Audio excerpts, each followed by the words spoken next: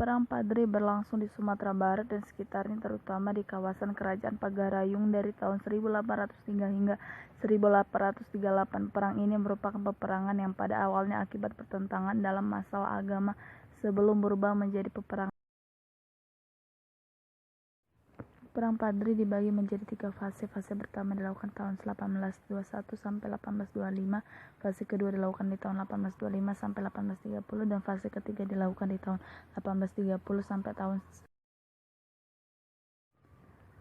Perang Diponegoro adalah perang akbar dan menyeluruh berlanjut selama 5 tahun 1825 sampai 1830 yang terjadi di Jawa Hindia Belanda. Selang pasukan Belanda Indonesia pimpin Jenderal de Kock melawan penduduk pribumi Indonesia.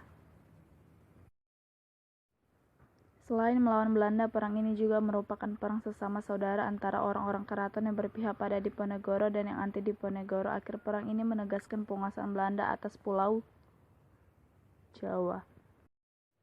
Perang Banjar atau Perang Barito atau Perang Kalimantan Selatan adalah perang perlawanan terhadap penjajahan kolonial Belanda yang berlangsung antara tahun 1859 sampai 1905 yang terjadi di Kesultanan Banjar yang meliputi wilayah Provinsi Kalimantan Selatan dan Kalimantan Tengah.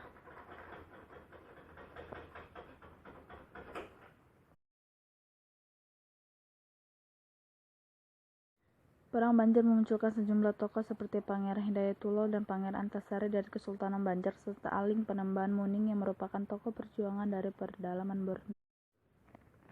Istilah puputan berasal dari kata Bali puput yang artinya tanggal, putus, habis atau mati.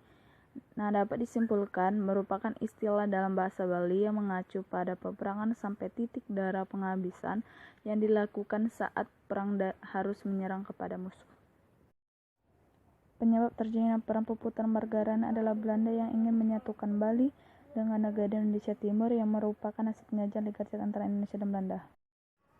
Usaha FOC untuk berdagang dan menguasai pelabuhan-pelabuhan penting di Aceh tidak berhasil karena Sultan Iskandar Muda cukup tegas. Ia selalu mempersulit orang-orang Barat untuk berdagang di wilayahnya. Ketika itu Inggris dan Belanda minta izin untuk berdagang di wilayah Aceh.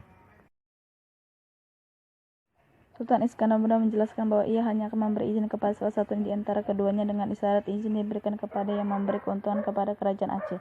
Pada masa kesulitan mendapat izin berdagang, maka para pedagang Inggris dan Belanda